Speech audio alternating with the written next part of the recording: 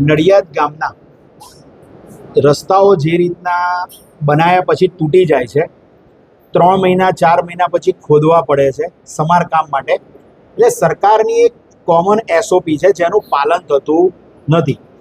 એટલે આજે અમે ઇન્ચાર્જ કમિશનરશ્રીને નડિયાદ મહાનગરપાલિકાને એક આવેદનપત્ર આપવા આવ્યા છે કે એક એસઓપી છે જેનું સંપૂર્ણપણે પાલન કરવામાં આવે. એટલે કે જે પણ સોસાયટીની અંદર રોડ બનાવવામાં આવે કે જાહેર રસ્તાઓ ઉપર રોડ બનાવવામાં આવે ત્યાંની પ્રજાને 15 દિવસ પહેલા ઇન્ફોર્મ કરવામાં આવે.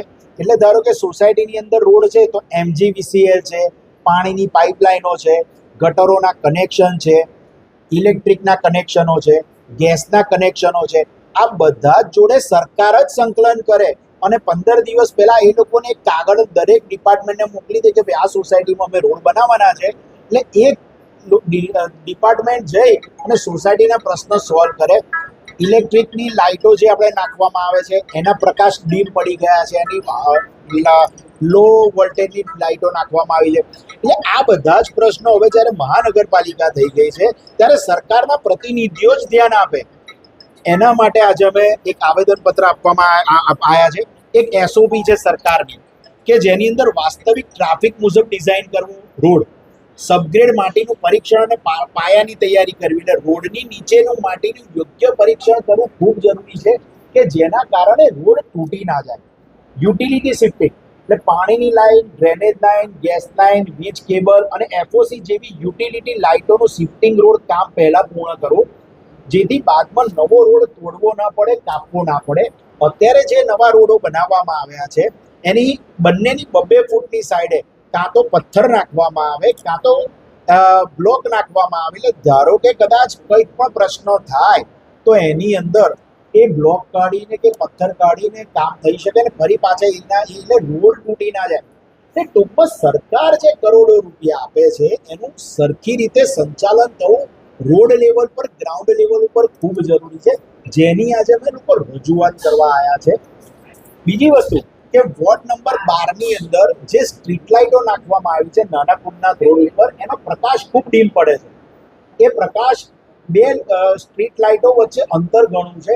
એટલે એ 2 સ્ટ્રીટ લાઇટો વચ્ચે અને સામેની સાઈડ જે લોકો એક આ બાજુ એક સામે જે ત્રિકોણ આમાં નાખ્યું છે એની જગ્યાએ સામસામી લાઇટો નાખવામાં આવે અને 65 વોલ્ટની જો વ્હાઇટ વોર્મ લાઇટ નાખવામાં આવે. ઘણી સોસાયટીની બહાર ઘણા બિલ્ડરોએ નાખી છે જેનો પ્રકાશ અનેરું પડે છે. રાત્રે 2 વાગે પણ દિવસ જેવો અનુભવ થાય.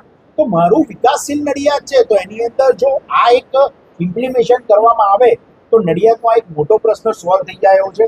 વોર્ડ નંબર 6 ની રજૂઆતો કરવામાં આવી. બીજો એક મહત્વનો મુદ્દો એવો છે કે છેલ્લા 30 વર્ષના શાસનકાળ દરમિયાન કે જે નડિયાદની અંદર પાણી ભરાઈ રહે છે. એટલે ધારો કે સંતરામ મંદિરનો પાછળનો ભાગ એટલે છાગેશ્વર મહાદેવથી બીકેવી રોડ સુધીનો સિવિલ રોડ, શૈશવ હોસ્પિટલ વાળો રોડ, દેસાઈ વગો, રબારીવાડ, બીજ ભાગોળ, હનુમાન દાદા મંદિર પાસેનો વિસ્તાર, મહાગુજરાત સર્કલ પાસેનો વિસ્તાર તેમજ નડિયાદ શહેરના તે તમામ વિસ્તારો કે જ્યાં આજુબાજુ હોસ્પિટલો આવેલી છે અને એ રોડો નડિયાદના મુખ્ય માર્ગો જોડે જોડાય છે કે જ્યાંથી બીજા માર્ગો પર જો પાણી ભરેલું રહે તો લોકોને તકલીફ પડે.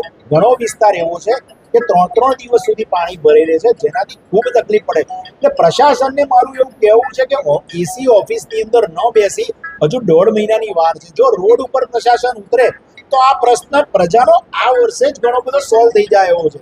એટલે અમે ન ભાજપની કે ન કોંગ્રેસની, માત્ર ને માત્ર નડિયાદના વિકાસ માટેની આ સંપૂર્ણ રજૂઆતો હતી.